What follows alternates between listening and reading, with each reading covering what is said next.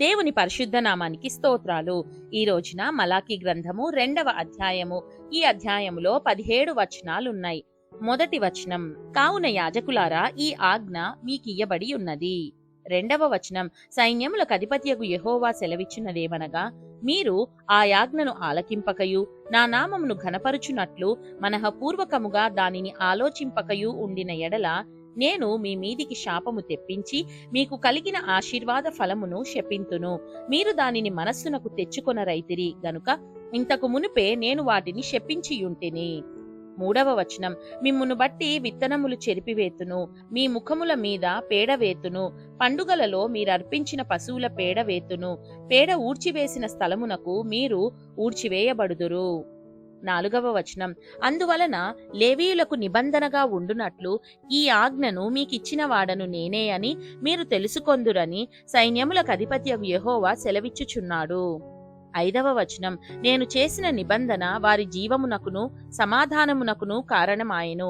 భయభక్తులు పుట్టించుటకై నేను వాటిని వారికిచ్చితిని గనుక వారు నాయందు భయభక్తులు కలిగి నా నామము విషయంలో భయము గలవారై. 6వ వచనం, సత్యము గల ధర్మశాస్త్రము బోధించుచు దుర్బోధనేమాత్రమును చేయక సమాధానమును బట్టియు యథార్థతను బట్టియు నన్ననుసరించి నడుచుకొను వారే దోషము నుండి అనేకులను త్రిప్పిరి. 7వ వచనం, యాజకులు సైన్యములకు అధిపతియగు యెహోవా దూతలు గనుక జనులు వారి నోట ధర్మశాస్త్ర విధులను నేర్చుకొందురు, వారు జ్ఞానమును బట్టి బోధింపవలెను.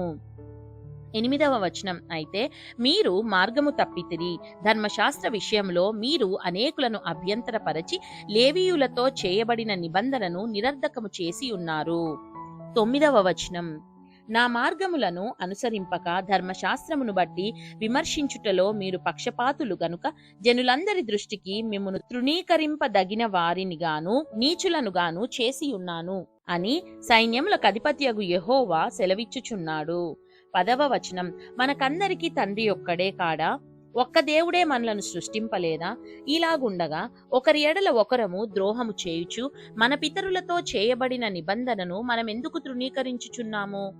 11వ వచనం, యూదావారు ద్రోహులైరి, ఇశ్రాయేలీయుల మధ్య యెరూషలేములోనే హేయక్రియలు జరుగుచున్నవి. యూదావారు యెహోవాకు ప్రియమైన పరిశుద్ధ స్థలమును అపవిత్రపరచి అన్యదేవత పిల్లలను పెండ్లి చేసుకొనిరి. 12వ వచనం, యాకోబు సంతతి వారి డేరాలలో నుండి మేల్కొలుపు వారిని పలుకు వారిని సైన్యములకు అధిపతియగు యెహోవాకు నైవేద్యము చేయువారిని యెహోవా నిర్మూలము చేయును. 13వ వచనం, మరియు రెండవసారి మీరలాగుననే చేయుదురు. యెహోవా బలిపీఠమును మీరు ఏడుపుతోనూ కన్నీళ్లతోనూ రోదనముతోనూ తడుపుదురు. కాబట్టి ఆయన మీ నైవేద్యమును అంగీకరింపకయు తనకు అనుకూలము కాని అర్పణలను మీ చేత తీసుకొనకయునున్నాడు.